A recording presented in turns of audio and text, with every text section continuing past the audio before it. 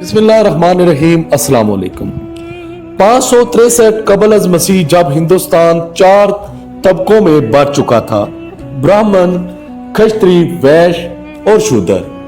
اس معاشرے پر براہمن قوم کا راج تھا۔ زندگی کے ہر شعبہ میں ان کی اجارہ داری قائم تھی، جبکہ سب سے برے حالات شودروں کے تھے، جن کو اچھوت بھی کہا جاتا ہے۔ ان اچھوتوں کو چپل تک پہننے کی اجازت نہیں تھی۔ مندروں میں ان کا جانا تو دور کی بات، اگر کسی طرح سے بھجن کی آواز بھی ان کے کانوں میں پڑ جاتی تو ان کے کانوں میں پگھلایا ہوا سیسا ڈال دیا جاتا۔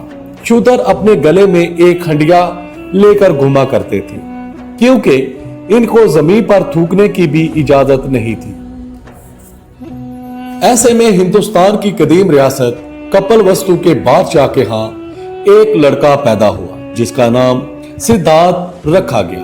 اس کی پیدائش پر شاہی نجومیوں نے عجیب و غریب پیشن گوئی کی کہ یا تو یہ بچہ بڑا ہو کر ایک بادشاہ بنے گا یا پھر ایک سادھو، مگر یہ بچہ جو کچھ بھی بنے گا اس جیسا اس وقت کوئی نہیں ہوگا، اور اس کا نام رہتی دنیا تک یاد رکھا جائے گا۔ بادشاہ نے اسے آنے والے وقت کا حکمران بنانے کے لیے اسے دنیا کی تمام تلخ حقیقتوں سے دور رکھا۔ سدھارتھ یعنی کہ گوتم بدھ کے لیے کنول کے تالاب بنائے گئے۔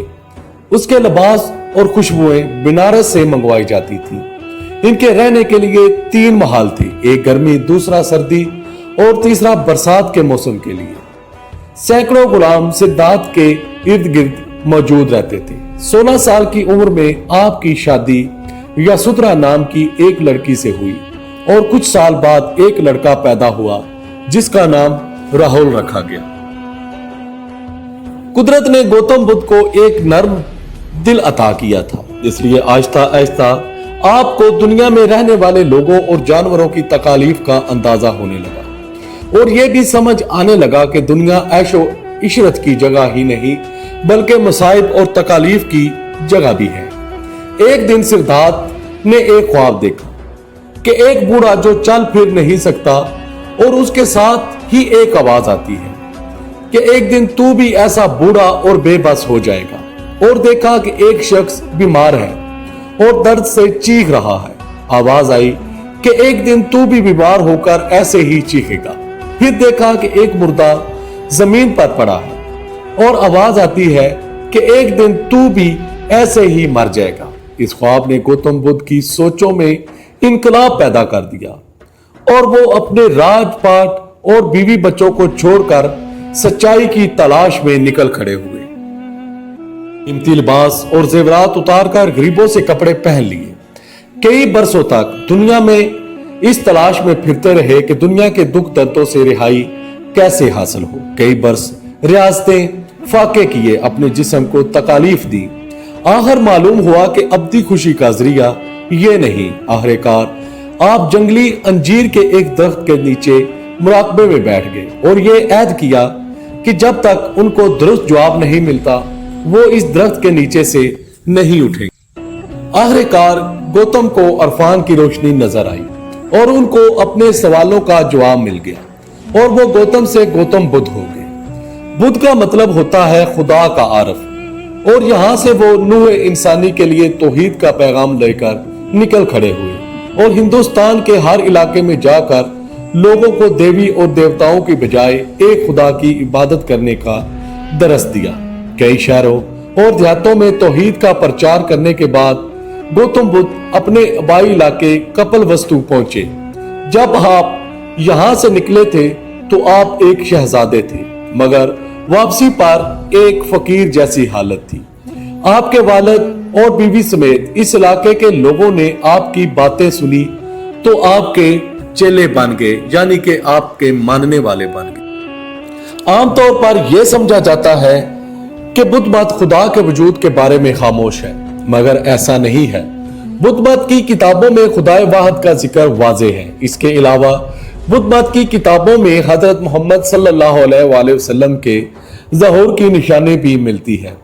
گوتم بدھ کہتے ہیں کہ میں پہلا بدھا نہیں ہوں اور نہ ہی آخری ہوں، ایک وقت میں ایک اور بدھا اس دنیا میں آئیں گے۔ वो पाक होंगे, ज्यादा रोशन और पुरनूर होंगे और मतरिया होंगे। ये लाइन गोस्पेल ऑफ बुद्धा से ली गई है।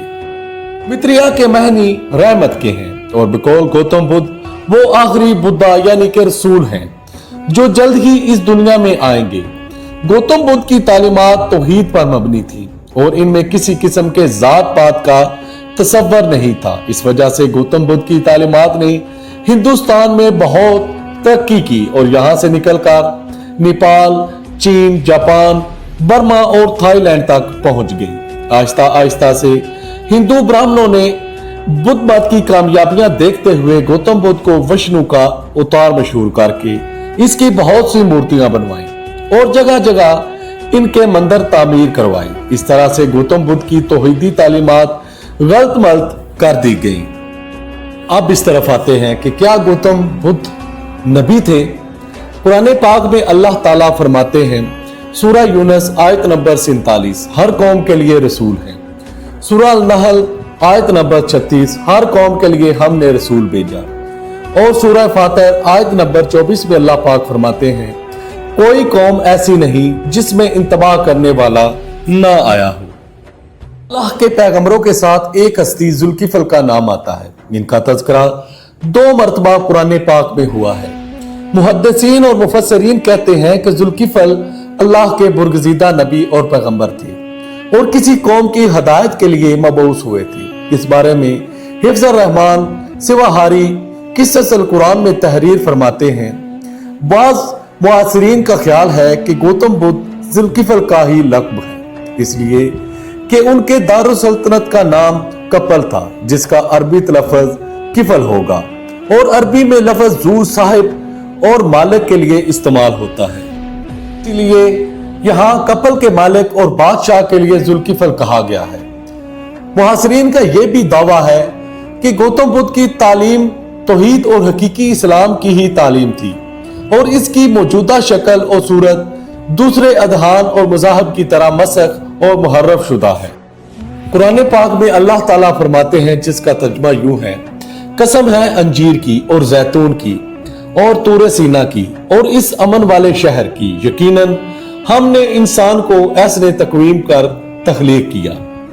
मारूफ इस्लामी मुहक्किक डॉक्टर हमीदुल्लाह अपनी किताब नुकूस रसूल जिल्द नंबर 2 सफ़ा नंबर 614 में इस आयत मुबारका की तशरीह यूं करते हैं कि अक्सर मुफस्सिरीन इस बात पर मुत्तफिक हैं कि इस आयत मुबारका में शहर से मुराद मक्का, कोई सीना से मुराद हजरत मूसा अलैहिस्सलाम से मंसूब सीनाई पहाड़ और जैतून से मुराद हजरत ईसा अलैहिस्सलाम के जबल जैतून की तरफ इशारा है। और जहां तक अंजीर का ताल्लुक है, इसका इशारा जंगली अंजीर की दरख्त की तरफ है जहां गौतम बुद्ध को नरवान हासिल हुआ है।